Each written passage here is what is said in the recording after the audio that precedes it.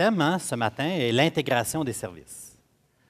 Avec Serge, on a réfléchi comment on présenterait le tout et ce qui est venu rapidement à l'évidence, c'est que nous avions tous les deux des travaux de recherche qui portaient clairement sur cette question-là. Serge vous présentera tantôt les travaux qu'il a dirigés, auxquels je participe également, sur l'intégration des services dans l'accueil des personnes alcooliques toxicomanes dans les CSSS, dans les tribunaux, de même que dans les centres de réadaptation. Comment tout ce beau monde-là peut justement peuvent intégrer leurs interventions et sûrement quelques autres excellentes idées.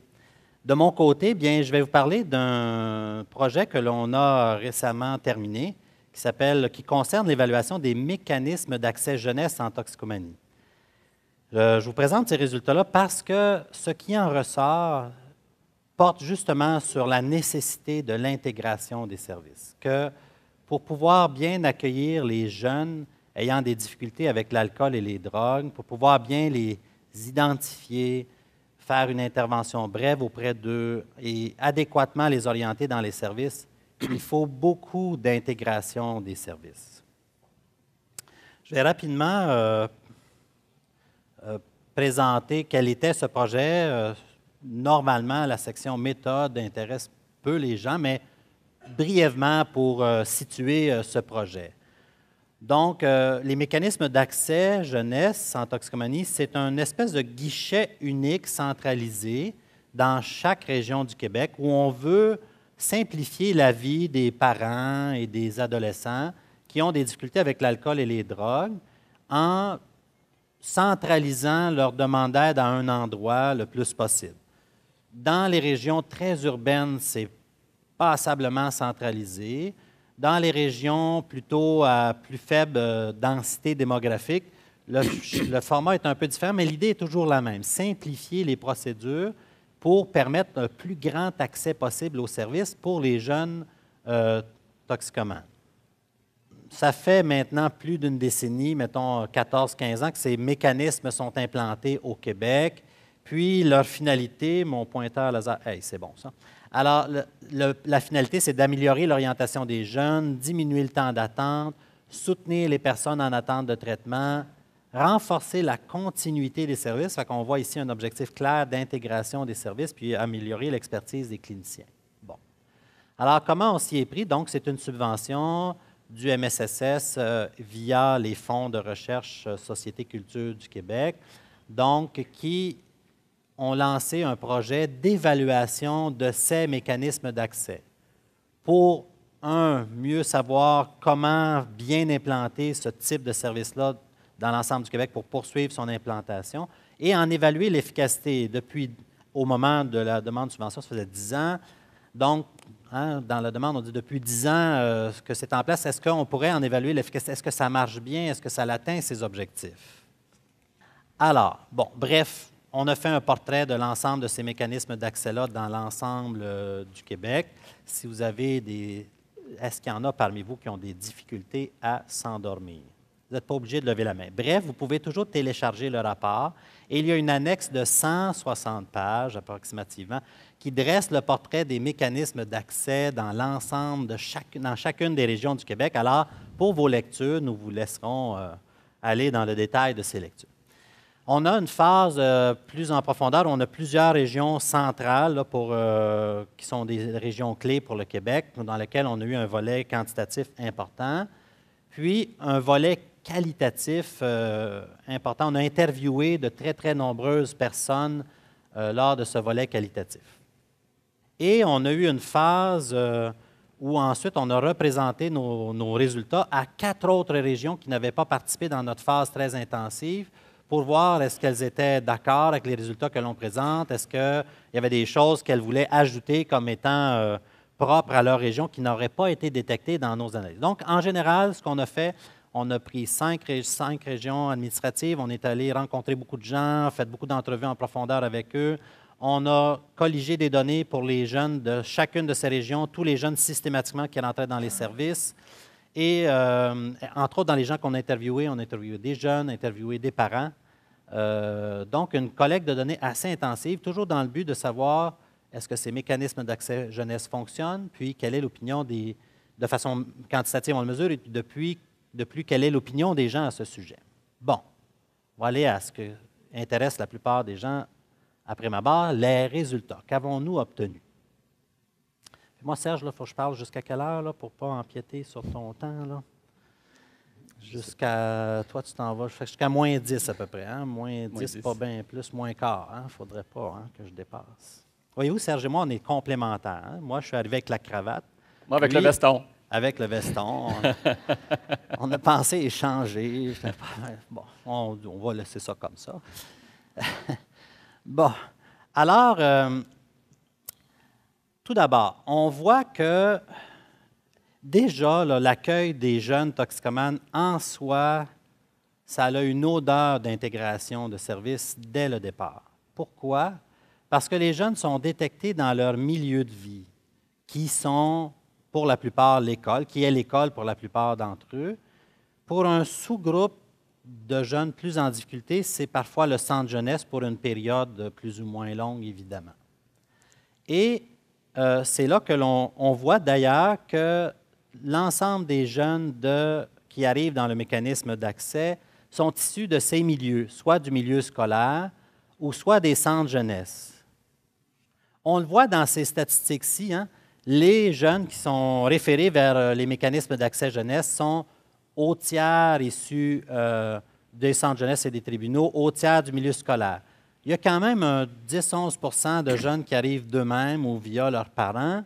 Il y a toujours un 10 à peu près qui arrivent des CSSS. Puis ici, il y a probablement, avec les CSSS, un bon défi d'amélioration de l'intégration des services. L'ensemble des acteurs dans ce projet-ci ont souligné comment il n'y a pas suffisamment de jeunes qui arrivent des CSSS, puis on va en reparler un petit peu plus loin. Et un certain nombre aussi qui viennent d'organismes communautaires, organismes privés, conventionnés, divers organismes, 3 peut-être qu'il pourrait y avoir encore plus de jeunes issus de ces groupes-là, qui ont des rôles divers selon les régions. Ici, très intéressant, on va voir, bon, voyez-vous, là, j'ai les régions G, J, L, A, E, P, je ne souffre pas de dyslexie. Donc, j'ai volontairement, d'une diapo à l'autre, mis des lettres au hasard, tout simplement pour ne pas qu'on identifie les régions clés. Puis, ce n'était pas le but de cibler une région, de dire « Ah ah, vous travaillez bien, vous ne travaillez pas bien ». Ce n'était pas du tout le but. C'était de bien identifier des façons de faire qui auraient peut-être été plus performantes dans une région que dans une autre. Pas pour dire que cette région-ci travaille mieux, mais plutôt pour identifier des modèles de services qui, justement, seraient plus performants et qui pourraient inspirer d'autres régions dans la mise à jour de ce type de service.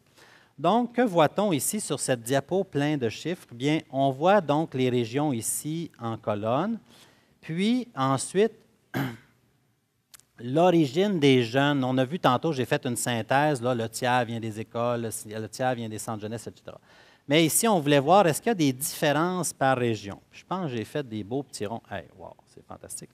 Alors, on voit ici que dans une région, près de 50 des jeunes viennent du centre jeunesse et du tribunal, alors que dans une autre région, c'est 22 Alors déjà, on se dit, oh, il y a quand même des écarts très, très importants dans les sources de référence selon les régions. On va ensuite dans la colonne milieu scolaire. Mon animation n'est pas toujours parfaite.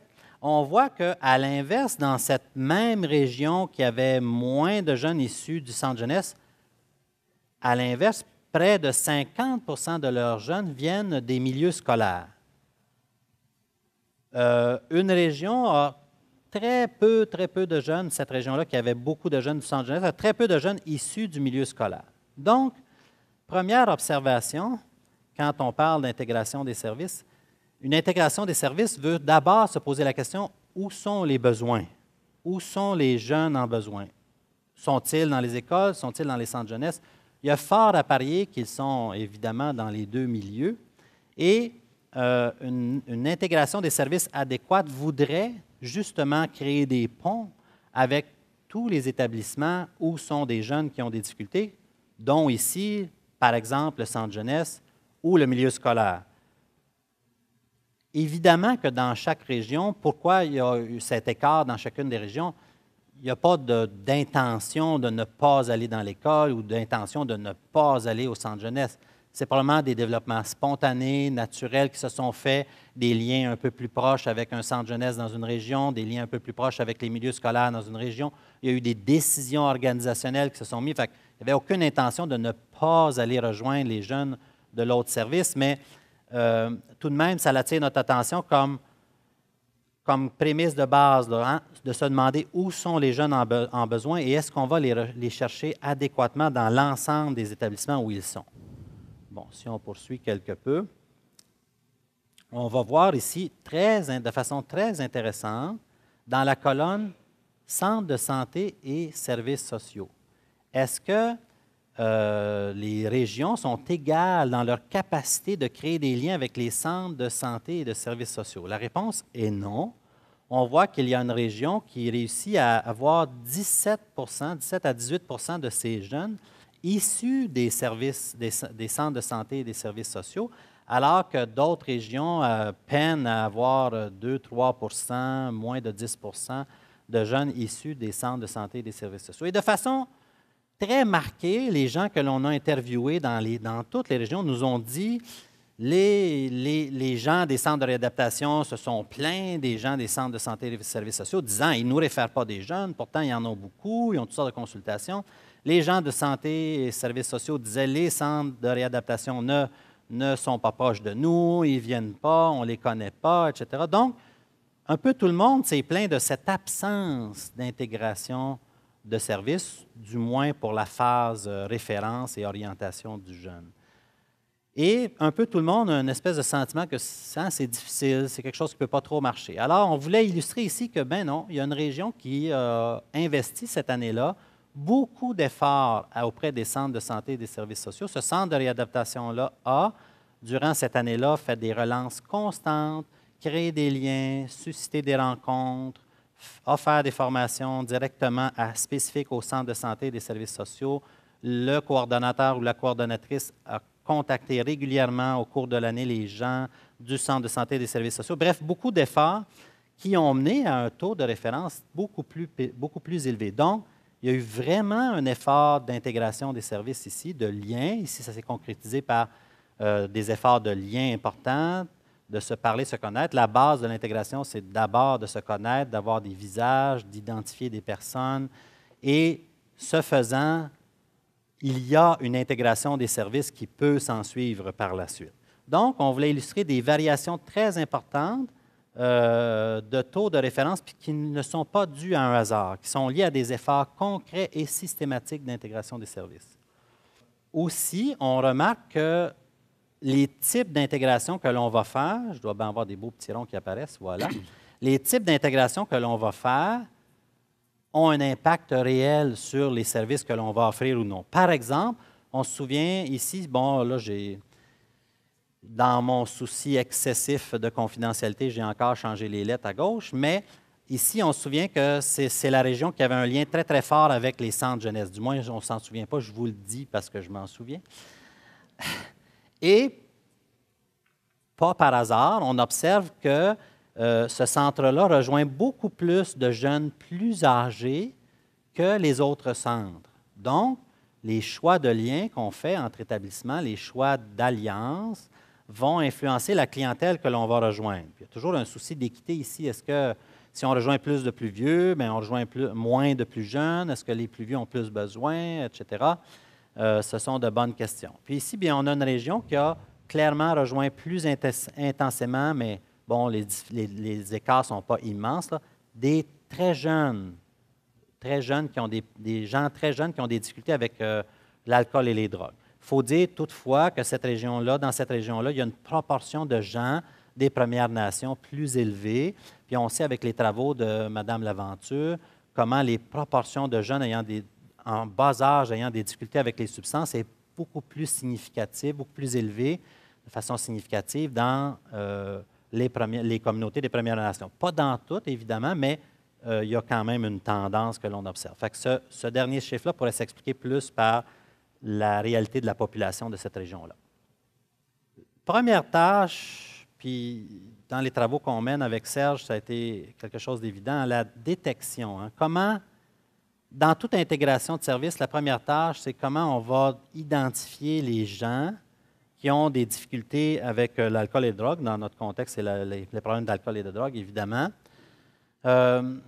Surtout dans le contexte où les jeunes sont dans de multiples institutions. Donc, on recommande évidemment, nous, de poursuivre, parce qu'au Québec, on est pas mal bon, il faut se le rappeler à ce sujet-là, on est pas mal bon dans notre capacité de détecter les jeunes.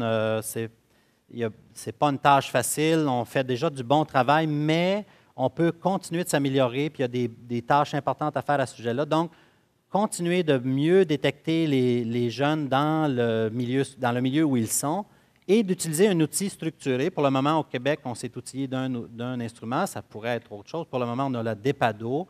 On recommande de poursuivre cette pratique qui semble très, très gagnante et prometteuse.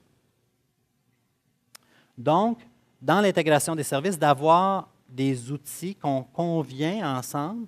Si vous avez, par exemple, un jeune dans vos établissements, nous convenons entre deux établissements que si vous y faites passer tel test de détection, s'il y a un score au-dessus de temps, vous allez pouvoir nous le référer. C'est un des ingrédients très, très importants de l'intégration des services. Bon, fait que ça va, la plupart utilisent le DEPADO. Ici, une diapo très intéressante. On a voulu quantifier, est-ce que les jeunes qui arrivent dans les services spécialisés sont réellement feu rouge? Est-ce qu'ils ont vraiment des problèmes importants avec les substances? Eh bien, la réponse est oui. Donc, malgré des variations d'une région à l'autre, voyez-vous, donc, en rouge, évidemment, c'est la proportion de jeunes qui sont feu rouge à la DEPADO. En jaune, c'est la proportion feu jaune. Et vert, etc., la même logique. Puis on vous rappelle, peut-être pour quelques personnes qui ne seraient pas au courant, que feu rouge veut dire donc des problèmes très importants, feu jaune, des problèmes ou des situations plus à risque, et feu vert, ça va bien en général.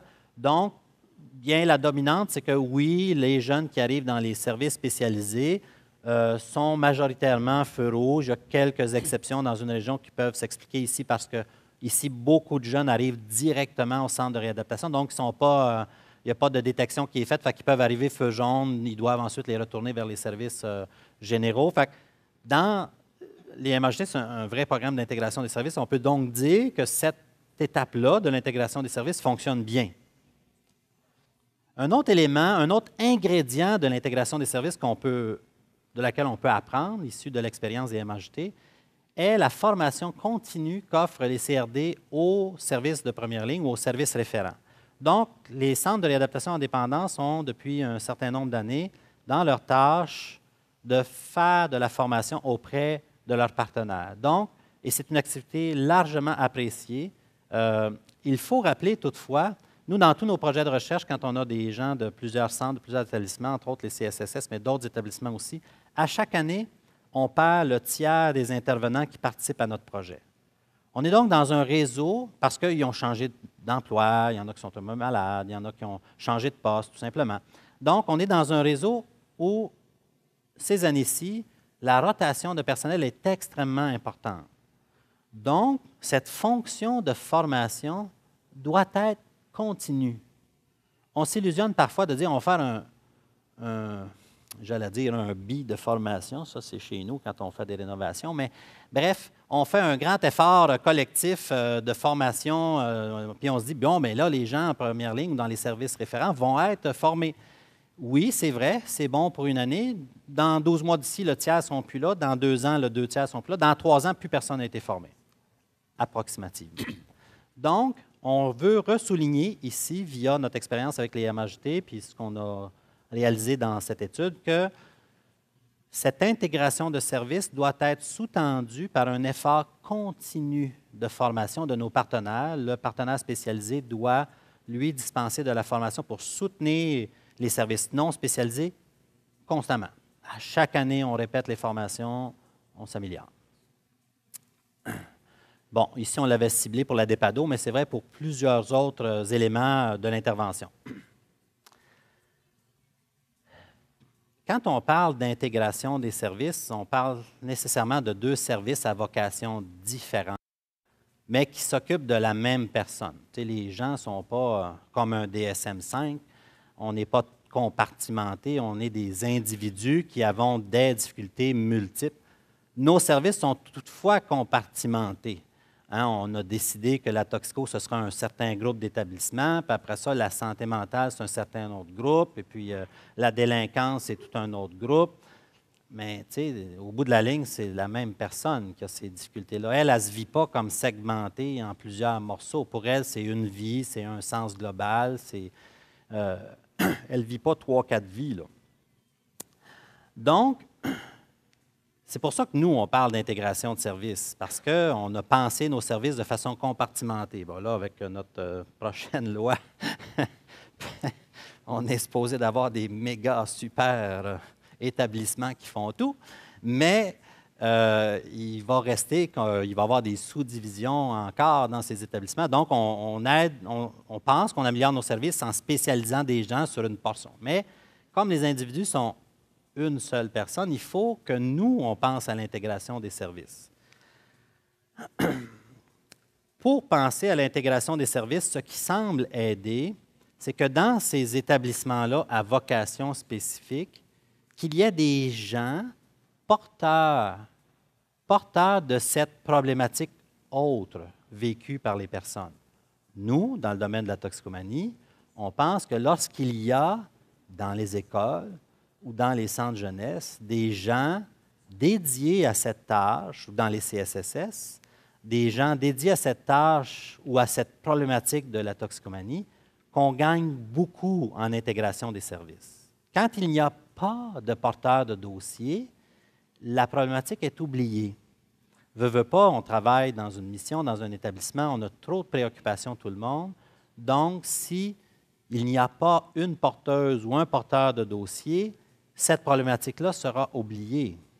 De la même façon, les CRD doivent, eux autres, avoir des porteurs de dossiers en santé mentale, doivent avoir des gens qui se préoccupent des aspects judiciaires. Donc, il faut, pour être capable d'offrir des services intégrés, qu'il y ait des gens porteurs de chaque problématique dans la mesure du possible dans chacun des établissements. Ça ne veut pas dire qu'ils sont dédiés à temps plein, mais encore récemment, on discutait dans un autre comité, dans un CSSS de Montréal, CSSS Jeanne-Mance, entre autres, puis il y a depuis plusieurs années, toujours dans ce CSSS-là, une porteuse de dossier, quelqu'un qui est dédié au réseau dépendance, et ça fait une différence dans l'organisation des services à long terme. Plusieurs autres CSSS font ça également.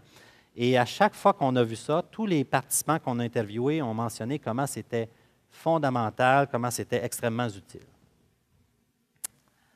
Ensuite, un autre élément très important qu'on a observé dans les mécanismes d'accès jeunesse en toxicomanie est la présence de protocoles d'entente.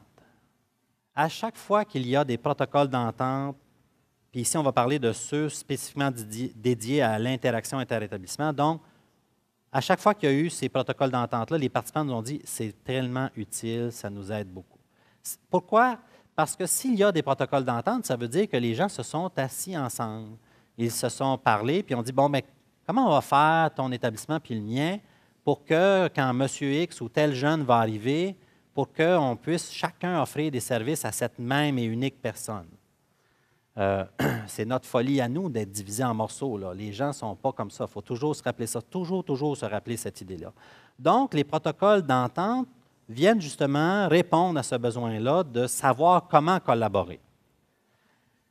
Ça a le bénéfice aussi, les protocoles d'entente entre nos établissements, de pallier au fait que des gens, parfois, s'en vont, quittent, changent d'emploi.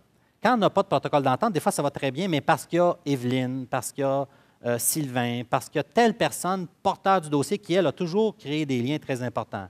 Elle tombe malade, elle s'en va, elle change d'emploi, et voilà, le service tombe à l'eau. Alors que quand on a des protocoles d'entente, bien, on se sent obligé de remplacer la personne, de mettre quelqu'un en place, etc. Aussi, un autre point, ici, là, on s'est répété, c'est notre dada de chercheur a toujours répété la même affaire. Donc, autre recommandation qu'on apporte, c'est la nécessité de préparer les gens. Ma mère a eu une difficulté avec ses hanches. Elle est âgée. On y aurait dit faire n'importe quoi qu'on y aurait dit de faire, elle l'aurait fait. On y aurait dit, vous vous asseyez là, Mme Tremblay, pendant 3 semaines, puis vous attendez, là, je blague, je caricature, mais elle l'aurait fait. Elle avait tellement mal à la hanche, c'était tellement handicapant pour elle que elle aurait suivi toutes les consignes. On lui aurait donné un petit billet, on dit « Madame Tremblay, vous allez à tel endroit, tel hôpital, présentez-vous à telle porte. » Elle aurait été là, c'est sûr. Elle aurait appelé les services d'aide aux personnes âgées, trouvé quelqu'un pour l'accompagner. Elle s'y serait rendue à genoux s'il avait fallu. C'est sûr qu'elle serait là. Parce qu'elle était convaincue qu'elle avait besoin d'aide, était extrêmement motivée. Dans le plafond, on n'aurait pas inventé les théories de la motivation pour elle, c'est sûr. Nos toxicomanes, ce n'est pas le cas. Peut-être encore plus nos jeunes. Dans une étude qu'on a menée avec Jacques, Serge et d'autres collègues, 2/3 des jeunes à l'accueil, lors de l'évaluation en essence spécialisée, se présentaient avec une motivation faible, en pré-contemplation ou en contemplation. Genre, ouais, peut-être. Ouais. Alors, est-ce qu'avec ces jeunes, on peut leur dire, regarde, tu as un numéro, va là, appelle à telle place, tu feras telle démarche, etc.? Non. Je te réfère, je t'ai évalué, gars, va, présente-toi la semaine prochaine à telle place, à tel centre, vas-y, oublie pas de te trouver un char, c'est à Saint-Célestin, c'est loin, tu sais. Peu probable que ça fonctionne. Donc, toute activité de préparation du jeune et ultimement, nous, ce qui est ressorti des travaux qu'on a eus, la Cadillac était l'accompagnement personnalisé. Lorsqu'un intervenant disait, bien, je pars avec toi, lorsqu'un intervenant part avec l'individu, l'accompagne jusqu'à l'établissement où il doit aller, fait faire une visite, passe une demi-journée là avec lui, c'est sûr que c'est onéreux. C'est sûr que ça coûte de l'argent. L'intervenant, il coûte cher, là, une demi-journée. Là, mais en même temps, quand on y pense, qu'est-ce qui est le plus rentable? Que chaque jeune que l'on voit aille vraiment, à ce moment-ci, vers les bons services? Ou est-ce qu'on est mieux de passer beaucoup de jeunes, mais parce qu'on va vite, on en perd beaucoup aussi? Il n'y a pas de bonne réponse. Hein. Les deux stratégies peuvent se comprendre parce qu'on est pris avec des files, des listes d'attente, puis il faut répondre rapidement, puis on a des impératifs de répondre, d'évaluer dans des délais courts, etc. Donc, c'est des dilemmes éthiques quand même significatifs pour lesquels il n'y a pas de réponse simple, mais tout de même, on doit mettre en évidence qu'il y a des pratiques qui semblent plus gagnantes, qu'il y a beaucoup plus de chances que le jeune se rende à son service si on l'accompagne. De même, un autre constat, c'est qu'on va y arriver plus tard, mais il vaut mieux en parler tout de suite parce que c'est cohérent conceptuellement. Quand on réfère les jeunes vers un service résidentiel, la plupart des jeunes qu'on réfère vers des services externes vont accepter. 90 des jeunes, au moins, acceptent le service externe qu'on leur offre. Ce n'est pas trop contraignant, voir quelqu'un qui m'écoute une fois semaine, ça va. Lorsqu'on les réfère vers des services internes, bien, minimalement, 30-35 refusent le service interne. Puis même parmi ceux qui l'acceptent, le 2/3 de ceux qui l'ont accepté vont s'y rendre. Fait que si vous faites le petit calcul, il reste pas mal moins de monde qui se rendent vers ce service. Fait qu'on voit comment, entre autres, accepter des services plus intensifs, du genre hébergement quelques semaines, sont très difficiles.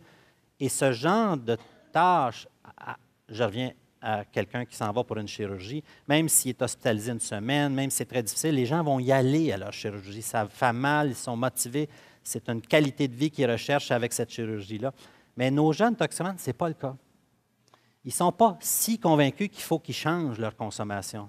Donc, là, aller s'enfermer quelques semaines avec mes amis à Grand Chemin, à Saint-Célestin, à Montréal ou à Québec, ou à Portage, ou à n'importe quel autre centre, ce n'est pas sûr que ça les intéresse tant que ça. Donc, l'effort d'intégration des services, donc la personne qui a eu le premier contact, la personne qui a la première relation, qui fait l'effort d'aller avec, d'accompagner, de prendre le téléphone, pas dire « appelle », là. Hein? Appeler avec lui, en sa présence, viens, on va parler à l'intervenant ensemble, etc. Toute stratégie de ce genre-là s'est avérée gagnante. Ici, on voulait illustrer comment, j'ai voulu illustrer en prenant cette donnée-là de notre projet de recherche, comment l'intégration des services nous appelle à réfléchir ensemble à des espèces de services hybrides qui vont tenir compte de vos capacités dans votre établissement, des nôtres dans le nôtre. Ici, on a un très bel exemple, un issu de la Côte-Nord, un issu des Laurentides, puis il y en a d'autres qui existent au Québec, là, ce n'est pas exhaustif évidemment, qui sont des services offerts aux jeunes, parce que les jeunes toxicomanes, en gros, qu'est-ce qu'on leur offre? On leur offre des suivis externes au centre de réadaptation, c'est une rencontre semaine, quand c'est 2 fois semaine, c'est considéré comme des services extrêmes. Ou des services résidentiels. Voyez-vous comment l'écart est quand même pas mal grand entre voir mon intervenante une fois semaine versus aller en résidentiel pendant 6, 7, 8 semaines. C'est quand même pas mal différent.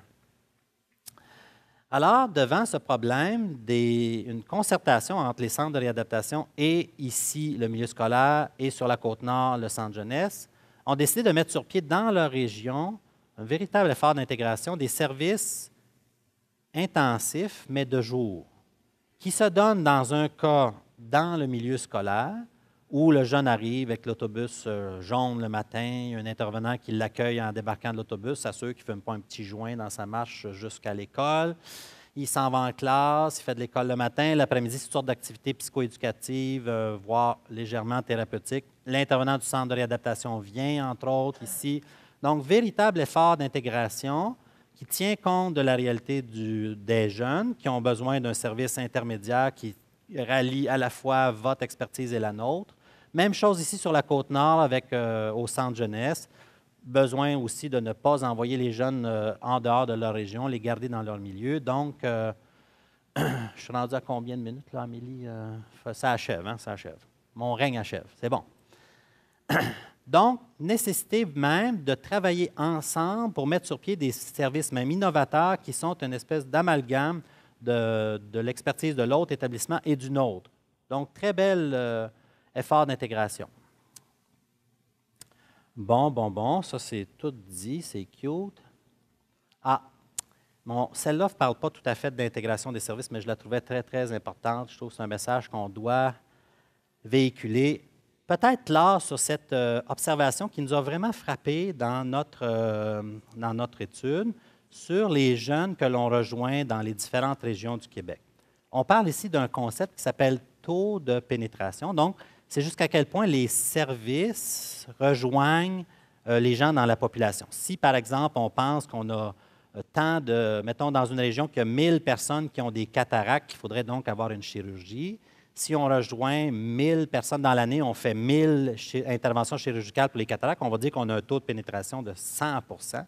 Donc, 100 des gens qui ont besoin ont eu le service. Si on en rejoint 500, on va dire qu'on a 50 de taux de pénétration. Donc, ici, on fait le même raisonnement pour les jeunes ayant des difficultés avec l'alcool et les drogues. On prend les feux rouges parce qu'on a de très bonnes enquêtes de l'Institut de la statistique du Québec, bon an, mal an, aux 2 ans plutôt au Québec. On part de ces taux-là. Puis, on essaie de voir quelle est la proportion des feux rouges qui ont été rejoints dans cette région-là. Bon, on voit que les taux varient d'une région à l'autre, là, 26, 22 puis des régions moins, mais il y a toutes sortes de raisons qui expliquent ça. Mais ce que je voulais illustrer ici, c'est comment on rejoint le double de garçons en proportion que de filles. Et sûrement que ça fait appel à l'intégration des services au sens où on a beaucoup réfléchi ici. Comment ça se fait que parmi les filles feux rouges, on en rejoint la moitié de ce qu'on rejoint parmi les gars feux rouges? Même si au total, il y a plus de gars là, qui ont des problèmes avec les substances, mais toute proportion gardée, si tu es une fille et tu as des problèmes avec les substances au secondaire ou dans un centre jeunesse, tu as moins de chances d'avoir des services liés à ta toxico que si tu es un gars. Toutes sortes d'hypothèses nous sont venues, dont probablement une liée à l'externalisation des problèmes versus l'internalisation. Les filles, de façon générale, vont plus internaliser leurs difficultés, etc., et vont être moins détectables. Donc, peut-être que leurs difficultés vont se manifester moins en criant, moins en dérangeant la classe, moins en étant délinquants, plus en étant déprimés, plus avec des troubles alimentaires, de la toxicomanie non apparente, etc., qui donc mettent en évidence comment nos façons traditionnelles de travailler ne sont pas performantes pour les filles, pas suffisamment. Hein? Donc, il y aurait des choses à faire en intégration des services. Probablement qu'il faut aller travailler avec l'infirmière scolaire, par exemple, qui, elle, voit probablement beaucoup les filles. Probablement qu'il faut développer avec toutes sortes de services plus familiers avec les filles, le psychologue de l'école peut-être, ou je ne sais pas qui encore. Comment rejoindre ces personnes-là. Donc, un autre espace qui met en évidence, puis c'est ce qui ressort de l'ensemble de notre étude, comment travailler auprès des jeunes toxicomanes nécessite de travailler ensemble dans nos multiples missions. Il n'y a aucun travail possible si on ne travaille pas en étroite collaboration, en intégration des services. Sur ce, merci beaucoup. Bonjour. Ce sur quoi j'aimerais vous parler aujourd'hui, c'est une alliance, ce qu'on appelle une alliance recherche, université, communauté. Donc, ensemble, des partenaires terrain et des partenaires universitaires se sont mis ensemble pour essayer de comprendre une problématique. Et nous avions une quinzaine de chercheurs dans cette alliance. Nous avions également une dizaine de partenaires, entre autres la CRDQ, les CSS, nous avions le ministère de la Sécurité publique, bon, ben, je ne les nommerai pas tous, donc plusieurs partenaires qui ont essayé de voir, OK, qu'est-ce qui se passe avec les personnes identifiées comme ayant un problème de toxicomanie? Et c'est des personnes adultes. Là, vous allez voir, il y a seulement un nom.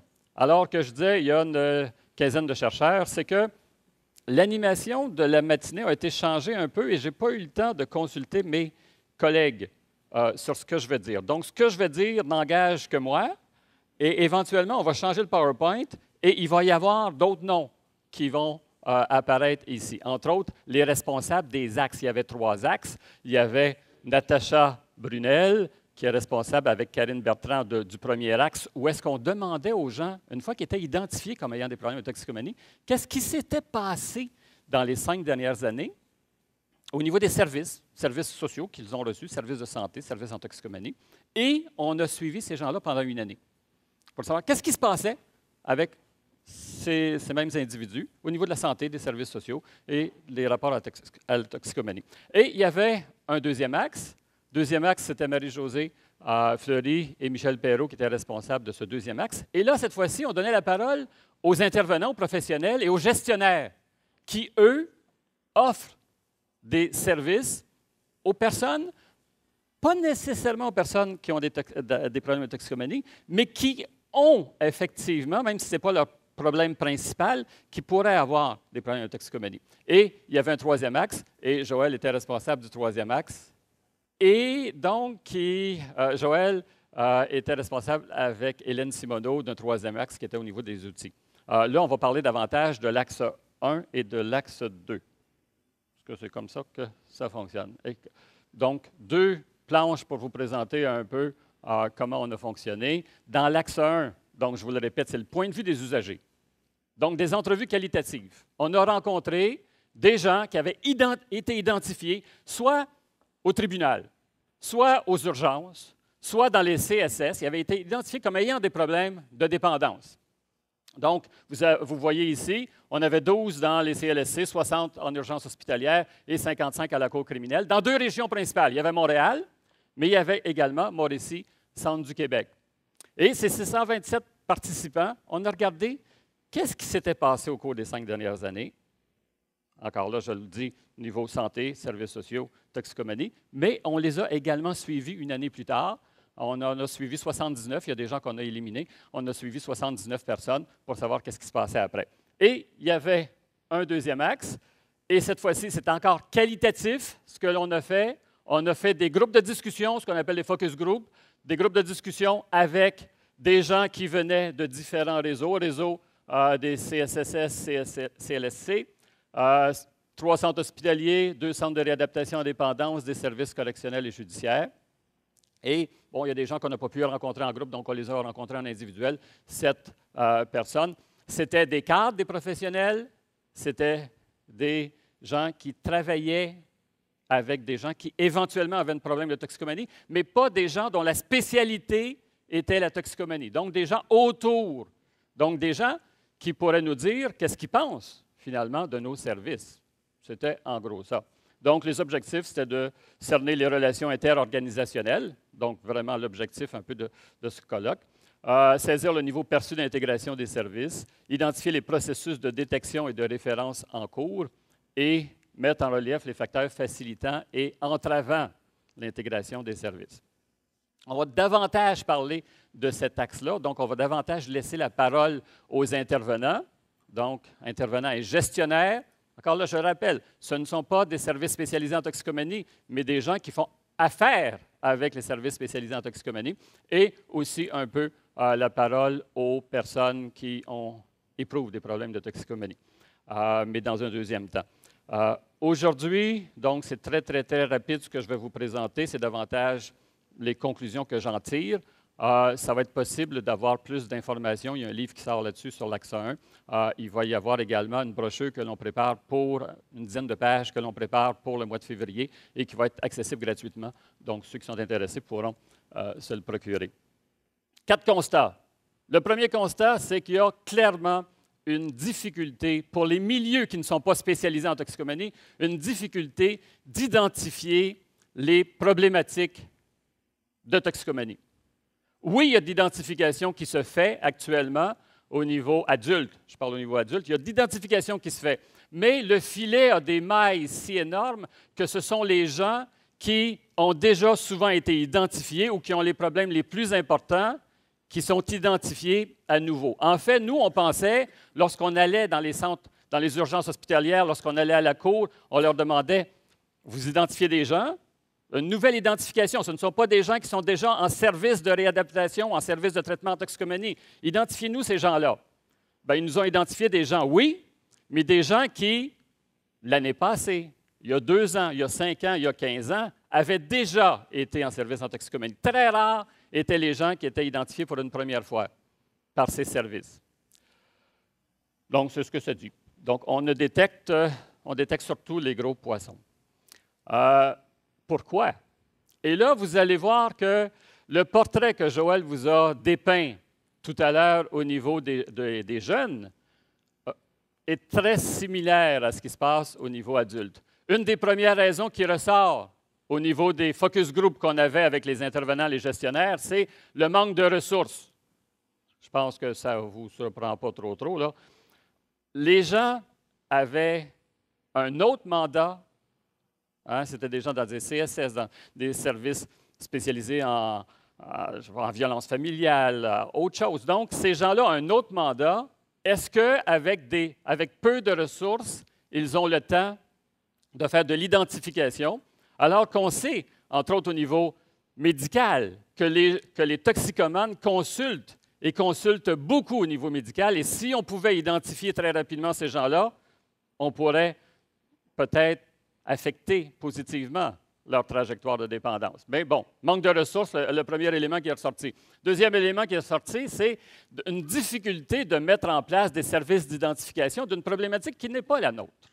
Donc, on recrute du personnel qui est formé pour notre mandat principal, qui n'est pas la toxicomanie, et là, on leur dit, OK, mais il faudrait aussi que vous identifiez ces gens-là, parce qu'effectivement, ça va affecter positivement leur trajectoire. Mais ce n'est pas facile à mettre en place. Et même les CSS qui ont cette mission, ce n'est pas facile de mettre en place parce que ce n'est pas la seule problématique qu'il faudrait identifier. Il y a aussi d'autres problématiques à identifier. C'est une parmi tant d'autres. Et si on revient avec le premier élément, avec des manques de ressources, c'est à peu près impossible. Et ce n'est pas sûr qu'avec le projet de loi 10, qu'il va y avoir plus de ressources qui vont être consacrées au niveau psychosocial. Petite parenthèse éditoriale. Ensuite, manque d'expertise. Et là, Joël l'a mentionné tout à l'heure, il y a un roulement de personnel très important. C'est bien beau, on les forme. Et on pense, Joël disait, on fait un BI, on forme tout le monde. Parfait, l'année prochaine, ils ne seront plus là. Qu'est-ce qui se passe? Il faut donc avoir de la formation continue, il faut avoir des contacts constants avec les services complémentaires. On le dit, le nouveau personnel n'est pas formé ou sensibilisé aux problématiques de dépendance. Ça va peut-être prendre 5 ans, 2 ans, 3 ans avant qu'il y ait une nouvelle formation qui se fasse. Et ça ne sera peut-être pas sur la dépendance, mais ça va peut-être être sur la violence familiale. Donc, il y a ici un problème. Et surtout, lorsqu'on n'est pas formé, il y a une crainte d'identifier. Si j'identifie, même si je suis formé à l'identification, si je ne sais pas trop quoi faire avec, comme professionnel, là, comme intervenant, ça me pose aussi une question. Donc, peut-être que j'aime autant pas trop mettre d'énergie là-dessus aussi. Donc, ça s'est manifesté. Et plusieurs, à cette étape-là, nous disaient « formation croisée, ça c'est intéressant ». Parce que ça nous permet effectivement de mieux comprendre ce qui se passe. OK. Mais encore, c'est ça, on parle de formation, mais encore, parce que même le personnel formé, on s'aperçoit qu'il n'identifie pas tant que ça les problèmes de toxicomanie. Ils ont été formés, ils n'identifient pas. Qu'est-ce qui se passe? Bien là, ce qu'on dit au niveau des intervenants, au niveau des gestionnaires, c'est qu'il y a clairement un manque de temps. On a autre chose à faire, on est débordé, on est littéralement débordé, et ce n'est probablement pas la toxicomanie qui apparaît comme notre priorité. Il y a aussi une petite gêne au niveau des intervenants. Une petite gêne parce que les gens disent, oui, mais ces gens-là sont venus chez nous, pas pour leur problème de toxicomanie, ils demandent des services ailleurs. Pourquoi je les identifierais? Surtout qu'on n'est pas toujours sûr que ça n'aura pas d'effet pervers de les identifier. Hein? Toxicomanie, dans certains milieux, ce n'est pas nécessairement très positif. Là, hein? Ce qui va se passer avec l'employeur, ce qui va se passer au niveau social. Donc, il y a des gens qui ont cette petite gêne-là en disant, si je ne suis pas sûr que c'est tellement efficace, les traitements, alors que je pense que le risque, on s'est entêté à dire oui, c'est efficace, il y en a des éléments là-dessus, mais ce n'est pas toujours très clair au niveau des intervenants. Qu'est-ce que je veux faire? Et surtout, est-ce que cette personne-là est motivée à faire quelque chose? Bon, c'est ça. Il y a un aura qui est négatif autour de la dépendance. Donc, si je dois mettre de l'énergie, peut-être que je vais davantage mettre l'énergie sur la violence familiale que sur les problèmes de dépendance. Ensuite, bon, c'est ça, un doute, l'information ou un manque d'information sur l'efficacité des traitements, alors que, bon, je pense que même si ce n'était pas les traitements qui avaient cette efficacité-là, ce qu'on a démontré au risque depuis les 20 dernières années, c'est une fois qu'ils ont passé par le traitement, leur trajectoire de vie s'améliore. S'améliore au fil du temps. Et ça, on va revenir là-dessus. Le au fil du temps est important. Une position morale, il y a des intervenants qui nous ont dit ma mère a cette position morale-là et j'haïssais ça. Elle me disait ils ont juste arrêté. Ils ont juste arrêté. Mais ce n'est pas la seule, c'est ça le problème. Que ce soit ma mère, c'est correct parce qu'elle n'intervient pas au niveau psychosocial, mais que ce soit des intervenants psychosociaux qui aient cette position-là, c'est un peu plus fatigant. Et là, ce n'est pas juste des chicaner, hein? C'est de leur faire comprendre que ce n'est pas ça. Et c'est sûr que ce n'est pas vous parce que vous êtes ici à un congrès justement sur les toxicomanies. Mais il y a des gens là, qui ne viennent jamais dans ces congrès de toxicomanie puis qui ont des positions morales et il faut en tenir compte aussi. Un sentiment de découragement face à une clientèle peu motivée. Bien, Joël le mentionnait tout à l'heure. C'est vrai. C'est vrai. On ne peut pas se cacher les yeux, se mettre la tête dans le sable. C'est vrai qu'il y a du monde qui ne sont pas motivés. Mais en même temps, vous savez, on a, et Joël a participé beaucoup à ça, on a des outils pour aider à transformer la motivation des gens. Et ils ne sont pas si compliqués que ça, ces outils-là. Mais c'est ça. Mais c'est vrai qu'ils ne sont pas motivés. Donc, c'est plus facile, c'est plus le fun de travailler avec du monde qui sont motivés. Avec la mère de Joël, ça, j'aimerais ça, travailler avec la mère de Joël qui viendrait en thérapie avec moi sur les genoux. Mais ce n'est pas ça, notre clientèle. Sur mes genoux, oui. OK, donc on détecte les cas les plus lourds et puis, c'est ça, il y a un malaise, on s'aperçoit, des intervenants qui sont dans d'autres services. Je le répète, là, ce sont des gens qui sont dans d'autres services, des services connexes à la toxicomanie. Ils ont ce malaise-là face à notre clientèle. OK. Mais c'est un problème, effectivement, parce qu'on sait aussi que les personnes non détectées, pour la plupart, ils vont poursuivre leur trajectoire de dépendance et ce n'est pas pour le mieux. Hein, la personne qui a encore son emploi, c'est vrai qu'il vaut mieux ne pas la stigmatiser avec une étiquette de toxicomane, mais en même temps, si elle n'est pas identifiée, probablement que dans 2 ans, 5 ans, 6 ans, elle n'aura peut-être plus son emploi. Parce que ce n'est pas facile de garder à la fois la drogue et la job. Pas toujours, en tout cas. Elle aura peut-être plus la personne qu'on dit ouais, ben, on ne veut pas le dire à son sac d'amis, mais son sac d'amis, ça va peut-être être juste des trafiquants par la suite. Il y a souvent une dégradation. Pas pour tout le monde, mais c'est aussi une trajectoire qui peut s'empirer pour plusieurs personnes. Donc, plus on intervient tôt, plus on peut faciliter les choses. Mais ça, je vais vous dire quelque chose qui est peut-être un peu en contradiction tout à l'heure. Je vous laisse là-dessus. Donc, le temps traîne, je trouvais que c'était joli ça, le temps traîne avec lui son lot de conséquences négatives pour la personne toxicomane. Oui, mais c'est vrai. OK.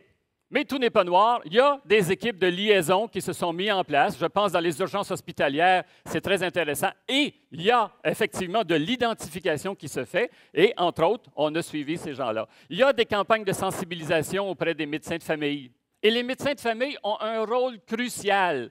Il y a Harvey Skinner, au début des années 80, qui avait fait un test, je pense, 5 questions que le médecin pouvait poser. Et si tu réponds à 3 sur 5, probablement que tu es en face d'une personne qui a des problèmes de dépendance et ce serait intéressant de le référer. Ça s'appelait le Trauma Scale. Mais, bon, eux autres aussi sont débordés, les médecins, et ne prennent pas le temps de le faire. Mais il y a des campagnes de sensibilisation. Et quand on fait ces campagnes, il semble que ça porte fruit. Deuxième constat. C'est bien beau identifier, mais il faut aussi parfois collaborer. Parce que l'identification, oui, ça peut être pour référer, mais ça peut être souvent une personne avec qui on maintient un lien parce qu'il y a une problématique qui est dans notre spécialité. Donc, comment on fait? Qu'est-ce qui se passe au niveau de la collaboration actuellement? Un peu encore, comme on l'a dit pour les jeunes, il y a un manque de clarté au niveau des rôles de chacun, et particulièrement au niveau de la toxicomanie. Parce que la toxicomanie, c'est un problème un peu évanescent dans le sens que, oui, il y a souvent les alcooliques anonymes disaient c'est la maladie du déni. Bien, c'est pas faux, hein? On ne veut pas toujours. La personne qui est atteinte de ce problème-là ne le dit pas toujours. Mais non seulement ça, mais il y a des problèmes concurrents, des problèmes parallèles à ça, des problèmes aussi qui sont des conséquences de la toxicomanie, mais qui affectent beaucoup d'autres niveaux. Donc là, ce n'est pas trop clair de savoir qui prend en charge qui, quand, et même, j'ajouterais, comment. Et ça, c'est clairement ressorti. Manque de continuité au niveau des services. On dit qu'il y a peu de cohérence dans les processus d'évaluation de référence. Joël mentionnait, adoptons un questionnaire, un instrument, puis partageons l'information. Mais ça ne se fait pas au niveau des adultes, c'est clair. Et il y a des problèmes. Je sais que l'IGT est utilisé par plusieurs, puis ça donne bien, bien c'est plus utilisé par les CRD. Donc, encore là, c'est difficile. Parfois, c'est le même instrument qui est utilisé 2 fois, 3 fois, alors que l'information ne se transmet pas d'un contexte d'intervention à un autre. Donc, et ça m'amène à un heurt au niveau des partages d'informations. Et ça, on le voit particulièrement au niveau des services correctionnels parce que c'est une question sensible. Est-ce qu'on veut partager l'information? Quelle information? Comment? Ce n'est pas toujours très clair. Et on peut le comprendre aussi. Hein? Il faut avoir une zone de confidentialité si on veut que nos clients nous racontent leur histoire, mais en même temps, des fois, il y a des éléments qui pourraient être partagés. Ça, c'est une zone pas de conflit, mais de heurt entre les différents services. Des raisons pourquoi ça ne fonctionne pas toujours. Peu de corridors de services bien définis. On est loin du MAJT. Le MAJT est déjà, bon, c'est sûr qu'il y a des problèmes avec le MAJT, on vient de le voir, mais c'est déjà un corridor de services qui est déjà mieux défini que ce qui se passe au niveau des adultes. En tout cas, c'est ce que les gestionnaires, les intervenants d'autres services nous disent. Manque d'expertise en dépendance. Et là, vous allez voir les mêmes éléments qu'au niveau de l'identification. Une formation en dépendance qui est souvent trop générale. Ils ont vu quelque chose dans leur cours de service social en 3 heures. Un roulement de personnel lorsqu'il y a de la formation qui est donnée sur place. Une banalisation des problèmes de dépendance. Et là, ça revient, cette banalisation des problèmes de dépendance. Ça ne doit pas être si pire. Non, des fois, c'est si pire. Des préjugés généraux face aux personnes toxicomanes, mais aussi face à certains sous-groupes de toxicomanes, les itinérants pour certains, ou les personnes judiciarisées pour d'autres. Donc ça apparaissait également, mais un manque d'intérêt flagrant de certains intervenants pour la problématique de toxicomanie. Et puis, il y en a d'autres. Il y a la méconnaissance de l'offre de services en dépendance. Qu'est-ce qui est offert dans ma région? Souvent, les gens qui pourraient collaborer ne savent pas trop ce qui est offert dans les régions. Ça dépend des régions aussi, bien sûr.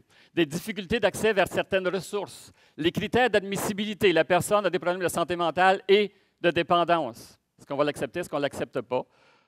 Les délais d'attente. Et ça, c'est revenu constamment. Je sais qu'entre autres, les centres de réadaptation en dépendance font des efforts pour réduire la liste d'attente. Ils mettent des activités pendant la liste d'attente. Mais pour souvent le client, pour souvent la personne qui réfère ou qui collabore, c'est encore une liste d'attente. Et ça ne répond pas nécessairement toujours aux besoins. Le manque de place. Manque de place aussi, surtout pour certains types de services. Tout à l'heure, Joël parlait des traitements de jour. effectivement, il n'y a pas grand-chose.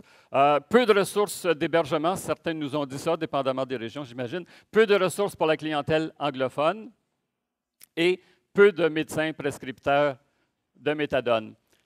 Les conséquences, c'est qu'il y a un manque de collaboration formelle et informelle, une rétention de la clientèle dans des services qui sont inappropriés. Et ça, ça a été dit souvent. À cause de cette méconnaissance, on garde un client avec qui on pourrait avoir un impact optimal si c'était référé.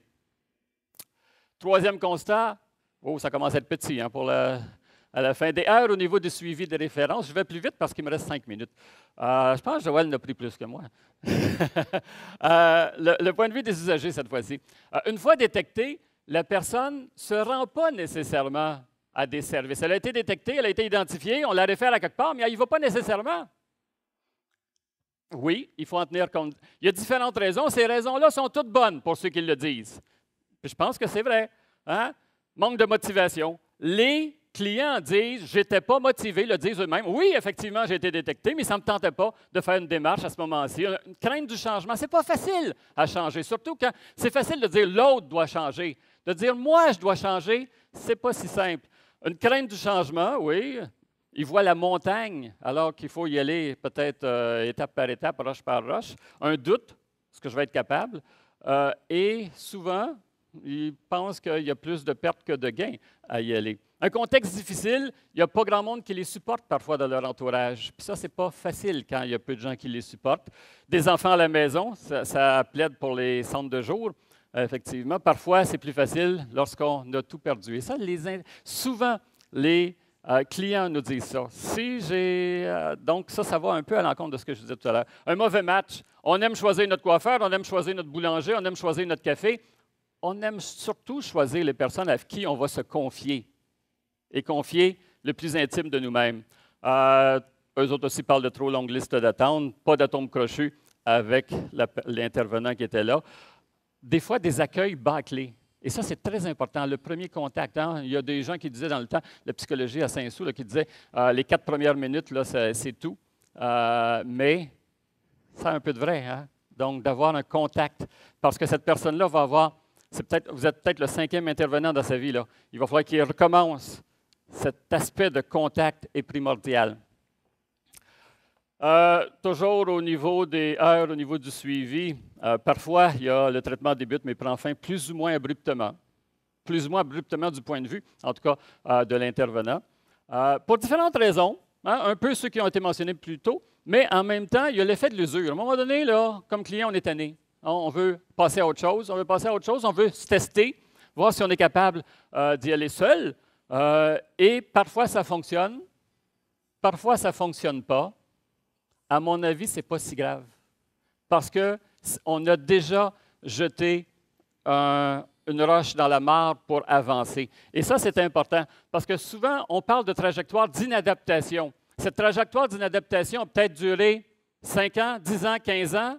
Et là, on voudrait qu'en 5, 10, 15 jours, 1 mois, 1 an, on soit totalement rétabli. Est-ce que ce n'est pas un peu de la pensée magique de notre part de penser ça? Il faudrait peut-être penser à une trajectoire de réadaptation. Et justement, au niveau de mon 4e constat, et c'est vivre le cumul de services, parce que du point de vue des clients, eux, ils ne trouvent pas qu'ils ont perdu leur temps d'avoir, même si, du point de vue de l'intervenant, ça a été un quasi-échec parce qu'il a abandonné avant la fin. Oui, mais en même temps, ça leur fait évoluer leur motivation. Ils ont pris quelque chose à chaque fois, et c'est ce qu'ils nous disent. Et quand on leur demande un peu qu'est-ce que c'est la motivation à changer, eux autres disent c'est la réaction face à un cumul de problèmes. Ou est-ce qu'ils ne sont pas confortables? Hein? La mère de Joël, quand elle avait vraiment mal au rein, n'était pas confortable, elle serait venue à genoux. Il faut qu'ils soient un peu inconfortables. Et c'est ce qu'ils nous disent aussi. La réaction face aux échecs passés, ça aussi, ça les booste. Face à la résurgence de problèmes, ben oui, mais ça ne marche pas, mon affaire, puis donc il faut que je revienne. Qu'est-ce que le traitement? C'est un lieu d'exploration et de clarification avec quelqu'un, toujours du point de vue des usagers. Qu'est-ce que la réadaptation? Un cumul de réflexion et de démarche. Et ça, ce n'est pas nécessairement en traitement. Ça peut être avec des amis. ça peut être avec des groupes d'entraide, ça peut être avec un traitement X, un centre de réadaptation Y, et c'est ce cumul de réflexion, d'outils qui s'est accumulé, qui permet à la personne de s'en sortir éventuellement. Donc, composé de différentes séquences thérapeutiques, pas un seul traitement. Et j'arrive dans mon temps, je pense. Donc, dans les conclusions, une difficulté à travailler avec les services complémentaires, c'est ce qu'on s'aperçoit. Donc, les gens des services complémentaires disent qu'ils ont de la misère à travailler avec nous, première et deuxième ligne, mais aussi avec des problématiques multiples. Chaque intervenant a à cœur le bien-être de sa clientèle. Et ça, on devrait le dire au ministre Barrette, parce que les usagers, eux, disent, effectivement, les gens que j'ai rencontrés, les intervenants que j'ai rencontrés, que ce soit dans les CSS, que ce soit dans les urgences hospitalières ou dans les centres de traitement, que ce soit communautaire, privé ou en CRD, ont à cœur notre bien-être. Et ça, ils le disaient. Et ça, ils s'en rendent compte pour la grande majorité des gens qu'on a rencontrés. Et effectivement, le suivi intégré est rare. Des pistes de solutions, bien, il faut peut-être créer des pistes dédiées, des postes dédiés. Intervenants pivots. Il y a plusieurs personnes qui ont parlé d'intervenants pivots. Donc, un intervenant là, qui connaît vraiment la personne, qui accompagne la personne et qui va le référer aux bons endroits parce que c'est pas drôle pour le client d'être laissé à lui-même quand il y a plusieurs problématiques et surtout s'il n'est pas beaucoup motivé pour se louer un char pour aller à, je ne sais pas quelle ville tu disais là. Des équipes de liaison, on le voit dans les tribunaux, on le voit au niveau des urgences hospitalières, peut-être qu'il faudrait le faire aussi ailleurs. La formation, oui, il y a des certificats, 2 certificats qui existent. D'ailleurs, les gens sont représentés ici à l'Université de Montréal et à l'Université de Sherbrooke. Des stages, la formation croisée que l'on peut faire. Des corridors de service. Mais quand on met des corridors de service, c'est important de spécifier à l'avance certains éléments. Les éléments, c'est souvent... on apprenait quand j'étais jeune les compléments circonstanciels, je pense que ça s'appelait. Là, vous voyez que je vais dans ma mémoire. Hein. Qui, quoi, quand et comment. Et c'est la même chose pour les mécanismes d'échange d'informations. J'aimerais, comme Joël l'a fait, présenter quand même pour montrer que je suis un chercheur. J'ai aussi des graphiques. Ceci, je ne veux pas que vous regardiez les petites lignes, mais ce qu'on a fait avec les 127 personnes qui ont accepté de parler de leur expérience 5 années avant et l'année qui suit l'identification, on a eu la permission, on a leur permission d'aller voir au niveau de la RAMQ, les statistiques au niveau de la prescription médicale, les consultations médicales, consultations dans les urgences, consultations hospitalières. Ce sont les consultations hospitalières, dans les urgences hospitalières. Si on prend 5 ans avant, nos 127 participants avaient à peu près, en tout, pas de moyenne, en tout, 200 consultations dans les urgences par année. Dans les 5 dernières années, 200. Donc, ça veut dire que 127, c'est un peu plus qu'1,5, hein, autour d'un 1,5 par participant. Autour de ça, pendant les 5 dernières années, sauf l'année qui a précédé. L'année qui a précédé, ça a passé de 200 à 425, je pense à 427. Donc, ça l'a doublé l'année avant l'identification. On s'aperçoit qu'il y a quelque chose qui se passe l'année avant l'identification et tout de suite après, c'est revenu à 250 l'année après l'identification. Et là, on regarde au niveau des mois. Ce sont les mois avant l'identification. Le pointeur, je ne sais pas comment ça fonctionne. En tout cas, dans le milieu, c'est l'année d'identification. Et vous voyez que ça augmente constamment jusqu'à l'identification. Et là, il y a la journée ou le mois d'identification et ça baisse. Donc, ces gens-là n'ont pas tous été en traitement, mais ils ont été identifiés. Et cette identification-là fait naître chez certains une prise de conscience, fait naître chez certains une motivation pour faire quelque chose. Beaucoup ont été en traitement, communautaire, privé, CRD. Ils ont été en traitement, mais on voit une baisse tout de suite après au niveau des consultations dans les urgences. Donc, il y a quelque chose à réfléchir à propos de ça. Donc, c'était ma petite acétate pour montrer que moi aussi, je suis un chercheur. Donc, j'aimerais ça qu'on parle de vos constatations et vos solutions au niveau de l'intégration des services, si vous voulez bien. Merci.